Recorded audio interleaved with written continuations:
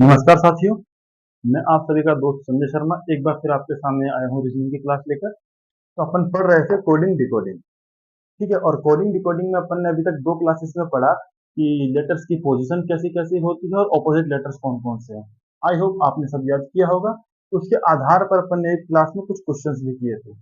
अब coding decoding में कुछ ऐसे क्वेश्चंस भी हैं जो कि लेटर्स के आधार पर या नहीं, कुछ अपने तार्किक शक्ति के आधार पर होते हैं, जो अलग टाइप के क्वेश्चंस बनते हैं।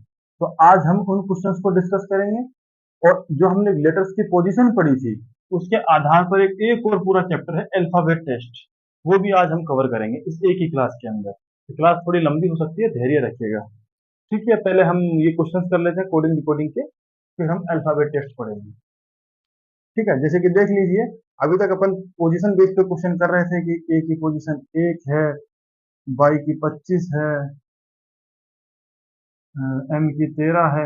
उनके आधार पर अपन ने क्वेश्चन किए थे, पर अब अपन कुछ अपनी तार्किक शक्ति के आधार पर क्वेश्चन करेंगे जो प्रैक्टिस बेस होते हैं। ठीक है, जैसे इस तरह से भी कोडिंग कोडिंग में क्वेश्चन पूछे जाते हैं। जैसे मान लीजिए, स्काई को वाटर कहा जाता है, तो ये इस तरीके से नहीं लिखा हुआ है क्वेश्चन। क्वेश्चन एक लैंग्वेज में लिखा हुआ है इस तरीके से। आसमान को जल कहा जाता है, जल को हरा कहा जाता है, हरे को नीला कहा जाता है, नीले को बादल कहा जाता है, बादल को काला कहा जाता है, काले को पीला कहा जाता है, कुछ भी कह करके। तो अंत में आपसे पूछेगा मछली कहाँ रहती है। ठीक है, तो आपको वो पूरा क्वेश्चन पढ़ने में अपना टाइम खराब नहीं करना है। जैसे क्या होता है, 3 लाइन का क्वेश्चन आप उसको पढ़ेंगे और आंसर आप उसको 1 सेकंड में दे सकते हैं कि आपने क्वेश्चन पढ़ा, इसलिए आपको टाइम लग गया। आपको क्वेश्चन पढ़ना ही नहीं है, आपको क्वेश्चन की अंतिम लाइन पढ़नी है कि फिश कहाँ रहती है। तो क्वेश्चन क्या पूछना चाह रहा है, तो अपन ये नहीं पढ़ेंगे, ये नहीं पढ़ेंगे, ये नहीं पढ़ेंगे। फिश कहाँ रहती है, तो अपन देखेंगे कहाँ रहती है, वाटर में। और वाटर को कहते हैं ग्रीन, मतलब ग्रीन है आंसर। क्योंकि देखिए, स्काई को वाटर कहा जाता है, वो वाटर कहा जा रहा है पर है तो वो स्काई। एक्चुअल में पूछा जाए कि फिश कहाँ रहती है, जो पहले जिसमें और पानी में रहती है, जो पहले पानी है उसको क्या कहा जाए, ग्रीन, वही आंसर है। ऐसे ही एक क्वेश्चन पूछ लिया जाएगा कि हरे को पीला कहते हैं, पीले को नीला कहते हैं, नीले को काला कहते हैं, पत्तियों का रंग कैसा होता है, पत्तियों का रंग हरा होता है। और अगर अपन हरे को पीला कहते हैं तो आंसर पीला है। ठीक है, एक इस तरह से क्वेश्चन आता है, एक क्वेश्चन इस तरीके से आता है। जैसे अपने कॉमन वाले, मतलब बिल्कुल ही तुम्हारे कॉमन सेंस पे डिपेंड करता है। जैसे मान लीजिए ये वाला क्वेश्चन करते हैं कि 2, 5, 6, इसमें लिखा, इसको लिखते हैं अपन यू आर गुड। ठीक है, और 6, 3, 7 को अपन लिखते हैं 6, 3, 7। We are bad, we are bad. 3, 5, 8 good. ठीक है, एंड बैड। और अपने से पूछा है एंड का मतलब। अब देखिए, अपन शुरुआत करेंगे पहले से। पहले में दूसरे में क्या कॉमन है, 6। ठीक है, तो और इसमें क्या कॉमन है दोनों में, आर। इसका मतलब 6 का मतलब हो गया आर। ठीक है, अब इन दोनों में क्या कॉमन है, 3। और इन दोनों में क्या कॉमन है, बताइए, बैड। मतलब क्या हुआ, 3 का मतलब बैड हो गया। ठीक है, 3 का मतलब बैड हो गया। अब देखिए, 3 का मतलब बैड है, 6 का मतलब आर है, तो 7 का मतलब क्या हुआ, बी हुआ। अब देखिए, इन दोनों में क्या कॉमन है, 5। इन दोनों में क्या कॉमन है, गुड। मतलब 5 का मतलब गुड हो गया। अब इसका मतलब 5 का मतलब गुड है, 3 का मतलब बैड है, तो एंड बच गया इसका। ये क्या हुआ, 8। तो इसका एंड का मतलब क्या आएगा, 8। थोड़ा स्पेस कम था। आई होप आपने समझने की कोशिश की होगी, तो आप समझ गए होंगे। ठीक है, नहीं तो हम इस क्वेश्चन को अलग से थोड़ा सा एक्स्ट्रा स्पेस लेकर के बाद में भी कर दूंगा। ठीक है, लीजिए कर देते हैं अभी दोबारा से एक बार और अंत में। ठीक है, जैसे अब इस तरह का क्वेश्चन देखिए, ये है, ये भी सेम इसी तरह का क्वेश्चन है। जैसे 1 + 2 + 3, मान लीजिए 1 + 2 + 3, these are boys, these are boys। 1 + 3 + 4, इसका मतलब क्या है? Boys are naughty.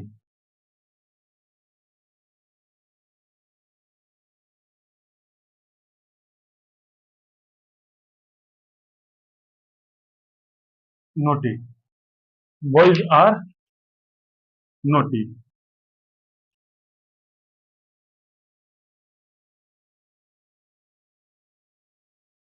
ठीक है, 1 4 + का मतलब है naughty boy sing. 1 + 4 + 5, naughty boy sing. ठीक है, तो पूछा है नोटी, बताइए नोटी का मतलब। अब देखिए आप, इन दोनों में क्या कॉमन है? 1 और 3 दो चीज कॉमन है। इन दोनों में दो चीज, एक तो आर कॉमन है और एक बॉयज कॉमन है। ठीक है, और इसमें इसमें क्या कॉमन है? 1 कॉमन है। मतलब बॉयज और बॉयज, मतलब 1 का मतलब तो हो गया बॉयज, और 3 का मतलब क्या हो गया? आर। अब बॉयज आर का पता लग गया अपने को, 3 बचा क्या है? नोटी, तो 4।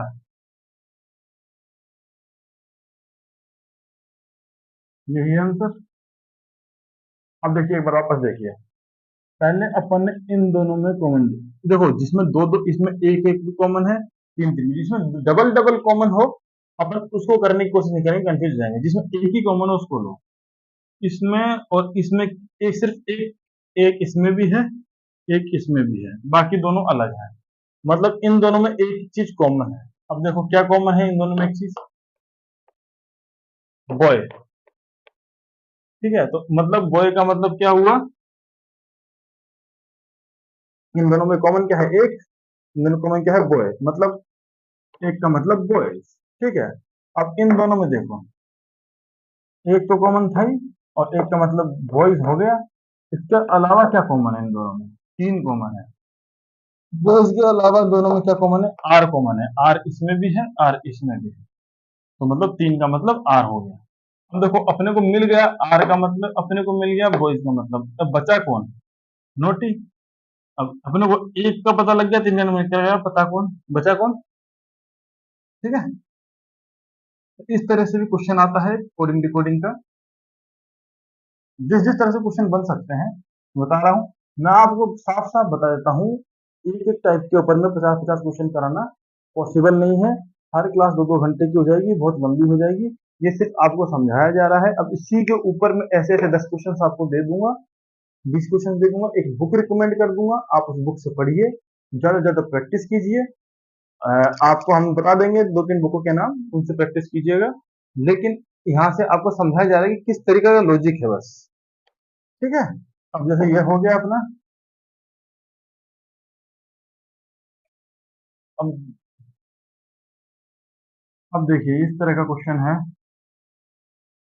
DEAF, DEAF, इसको लिखते हैं अपन 3 5 8 और 7, FILE, इसको लिखते हैं अपन 7 4 6 5। पूछा है IDEAL। अब देखिए, डी को लिखते हैं 3, तो यहाँ पे सेकंड डिजिट आ गया 3। आई कहाँ है? आई, आई को लिखते हैं अपन 4। देखिए अब इसका मतलब क्या है पता? डी का मतलब है 3 5 8 7। सेम इसी तरीके से एफ का मतलब 7, आई का मतलब 4, एल का मतलब 6, ई का मतलब 5। ठीक है, तो आई, सेकंड नंबर पे आई, आई का मतलब 4, डी, डी का मतलब 3, ई, ई का मतलब 5, ए एल, ए का मतलब 8, एल का मतलब 6। बस बहुत सीधा क्वेश्चन था। ठीक है, इस तरह से क्वेश्चन आया।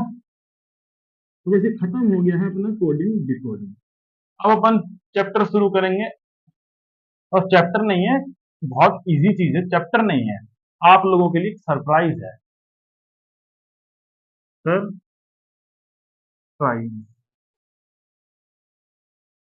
वो क्या कि आपको पता भी नहीं लगा कि आपने जो लेटर पोजीशन पढ़ी,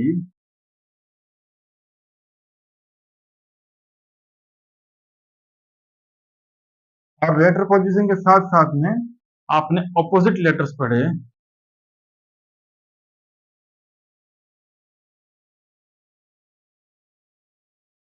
उससे आपका एक चैप्टर और खत्म हो गया, अल्फाबेट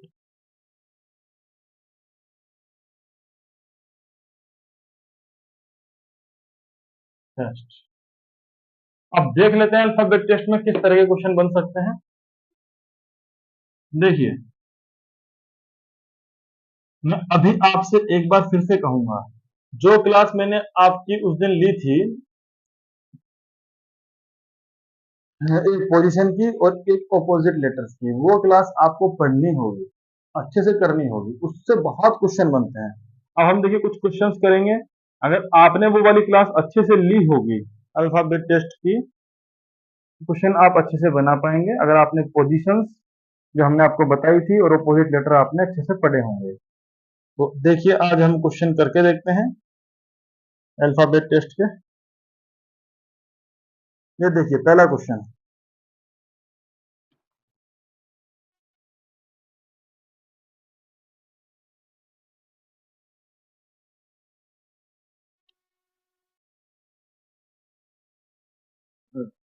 ये देखिए पहला क्वेश्चन क्या कहता है अल्फाबेट टेस्ट में।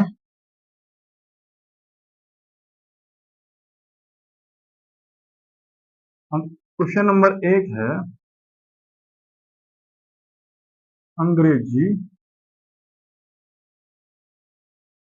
वर्णमाला। ये पहला क्वेश्चन है, इसलिए मैं लैंग्वेज लिख रहा हूँ, फिर लिखूंगा नहीं। ठीक है, ऐसे क्वेश्चन आता है। में बाएं लेफ्ट से 25th लेटर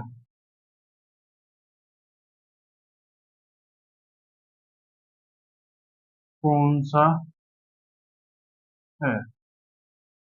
आप ए बी सी डी नहीं गिनना है। अब आपको अगर पोजीशन याद है जो मैंने पढ़ाई, तो आप तुरंत कहेंगे 25वां कौन है, वाई। कैसे पढ़ाया था आपको, ई जो टी, 5, 10, 15, 20, 25। ठीक है, तो इसका आंसर है वाई। ठीक है, अब इस तरह से क्वेश्चन आते हैं। अब मैं लैंग्वेज नहीं लिखूंगा, ठीक है।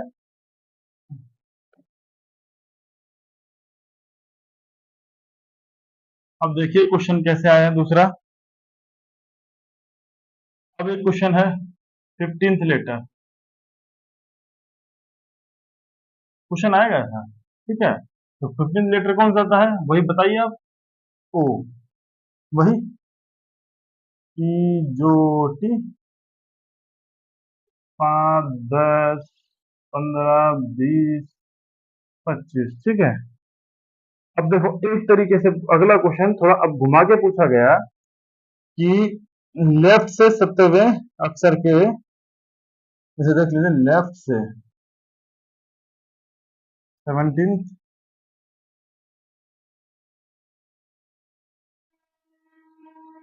के राइट 9th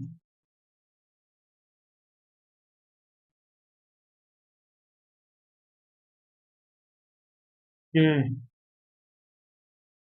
लेफ्ट में 12th लेटर। अब ये देखिए इस तरह से क्वेश्चन पूछा गया।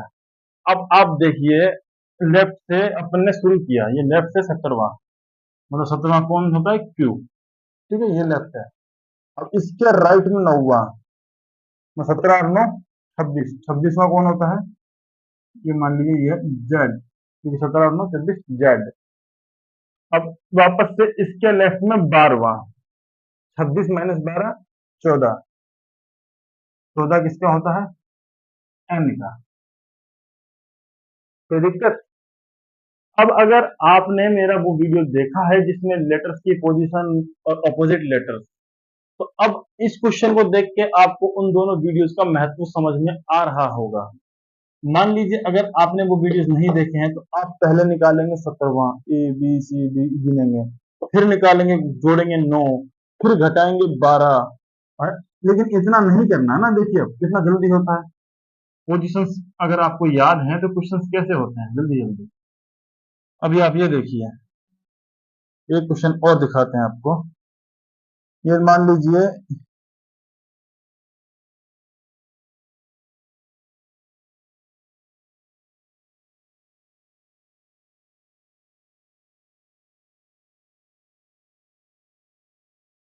अभी बोल रहा है लेफ्ट से, लेकिन अलग क्वेश्चन और देखिए, 19, ठीक है, और राइट से 10, और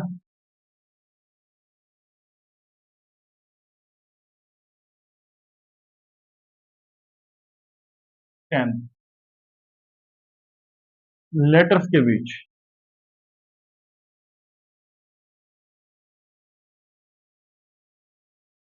कौन से लेटर है? ठीक है, अब ये क्वेश्चन ने पूछा है, अब लेफ्ट से 19, अब ABCD 19 गिनोगे, अगर आपने वीडियो देखा है तो 19 कौन होता है? एस, आपको पता है। अब उसने बोला राइट से 10, न कि लेफ्ट से। A B C ये सारी पोजीशन अपनी लेफ्ट, लेफ्ट से स्टार्ट होती है हमेशा। तो ठीक है, लेकिन अगर इसने राइट से पूछ दिया, राइट से 10, तो समझ रहे हो आप, राइट से 10 का मतलब क्या हुआ? लेफ्ट से कौन सा होगा वो? जो राइट से 10 है वो लेफ्ट से कौन सा होगा, आप ये बताएंगे? सोच के बताइए।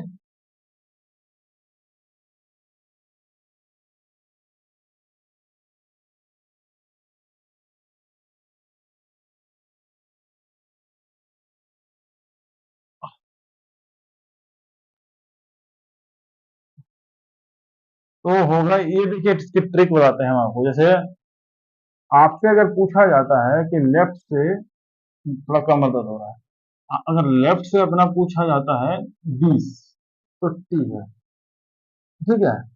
लेफ्ट से पूछा जाता है अपना 15, तो ओ है। लेकिन अगर राइट से पूछ ले तुमसे 11, तो तुम्हें क्या करना होगा? 27, इस 11 को तुम 27 से घटा दो, मतलब जो लेफ्ट से जो 16वां होगा ना, वही तुम्हारा राइट से 11वां होगा। ठीक है, तो इसका मतलब क्या है? अब तुम्हें गिनना नहीं है कि राइट से 10th कौन होगा। राइट से 10th मतलब 27 - 10, मतलब लेफ्ट से 17वां, 27 - 10 17, मतलब लेफ्ट से 17वां, और 17वां कौन था? अपना क्यू। ठीक है, अब ये क्यू है अपना 17, एस है अपना 19, बीच में कौन होगा? 17 और 19 के 18, मतलब आर। एक क्वेश्चन और देखो,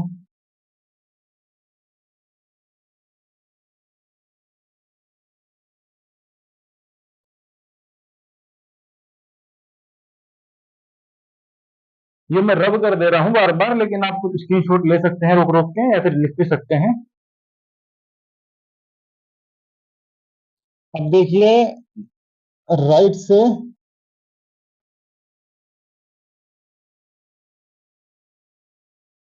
13, और लेफ्ट से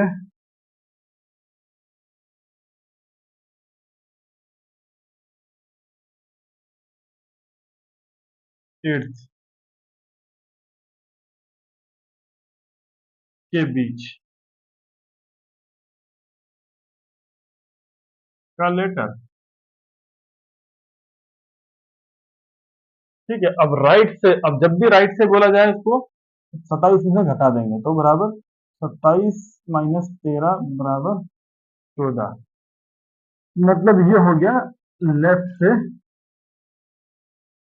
14।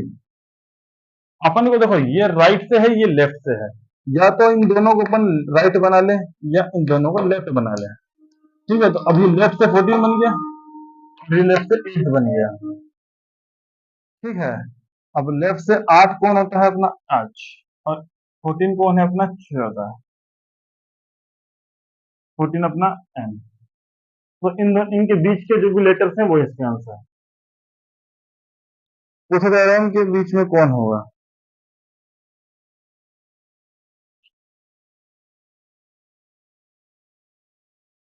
और पूछा जा रहा है ठीक बीच में कौन होगा, ठीक बीच में 8, ये 9, ये 10, ये 11, ये 12 और ये 13।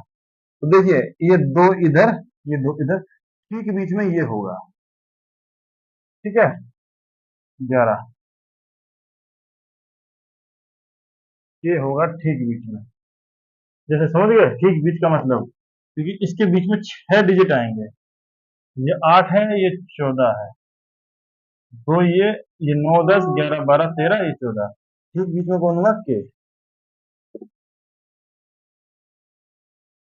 और ये सारे क्वेश्चन मैं क्यों कर पा रहा हूँ, क्योंकि मुझे हर लेटर की पोजीशन रटी हुई है, आपको भी रटी हुई होनी चाहिए। देखिए एक क्वेश्चन और करते हैं।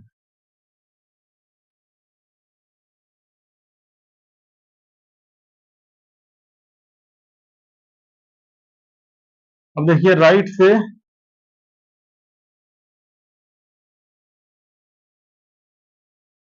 7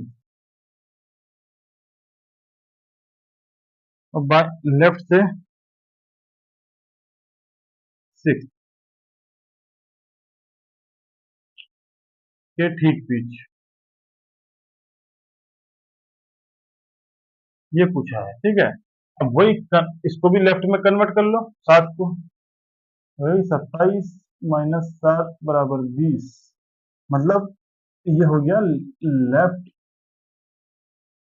से 30 और लेफ्ट से 6, 6 पे होता है एफ और 20 पे होता है टी। ठीक है, यानी 6 और 20 बीच में कितने आएंगे, 14 आएंगे। देखो 7, 8, 9, 10, 11, 12, 13, 14, 15, 16, 17, 18, 19, 20। ठीक है, बीच में देखो कितने आए अपने, 1, 2, 3, 4, 5, 6, 7, 10, 11, 12, 13 आए ना बीच में, क्योंकि देखो 6 है, 6 और 14 20 होता है, तो 13 आए हैं, तो 6 इधर 6 इधर, ये है इसके ठीक बीच में। समझ गए, 6 से 12 13, एम है इसका आंसर। देखिए अब F, ji, ji, H, I, J, K, L, M, N, O, P, Q, R, S, T आया ना, बीचों बीच कौन आया, एम। बस, तो बस ये देखिए, अभी ये जो अभी अपन ने इतने सारे क्वेश्चंस किए हैं अल्फाबेट के, कल अपन ने कोडिंग डिकोडिंग के क्लास के क्वेश्चंस किए थे, आज अपन ने क्लास के क्वेश्चंस किए हैं। एक पीडीएफ मैंने टेलीग्राम ग्रुप में भी डाली है, जिसमें 11 क्वेश्चंस हैं, जिसका किसी ने आंसर नहीं दिया, किसी ने भी आंसर नहीं दिया, तो आंसर दीजिए, रेस्पॉन्स कीजिए। तो वो 11 क्वेश्चन की पीडीएफ का जवाब दीजिए। मैंने पिछली क्लास देखिए, आज की ये क्लास देखिए, और अब आपको क्वेश्चन कम से कम इसके ऊपर आपको 50 से 60 क्वेश्चन की एक पीडीएफ मिलेगी, उसको सॉल्व कीजिएगा, तो आपका अल्फाबेट से रिलेटेड टॉपिक खत्म। कल अपन स्टार्ट करेंगे क्लॉक, CLOC के क्लॉक। तो मैं आपसे उम्मीद करूंगा क्लॉक चैप्टर स्टार्ट करने से पहले आप एक बार वापस से कंप्लीट रिवीजन कर लें अल्फाबेट्स की, बेट्स, पोजीशन प्लस अपोजिट, ये दोनों क्लास आप देखें, प्रैक्टिस करें। उसके अलावा आप मैक्सिमम से मैक्सिमम क्वेश्चन, लगभग कम से कम 50 से 60 क्वेश्चन इसके कर ले। उसके बाद में अपन स्टार्ट करेंगे क्लॉक। ठीक है, मैं आप लोगों को उम्मीद करूंगा क्लॉक चैप्टर स्टार्ट करने से पहले आप कंटेस्ट कर चुके होंगे अल्फाबेट टेस्ट को और कोडिंग डिकोडिंग को। तब तक के लिए मैं आपसे इजाजत चाहूंगा। जय हिंद, जय भारत।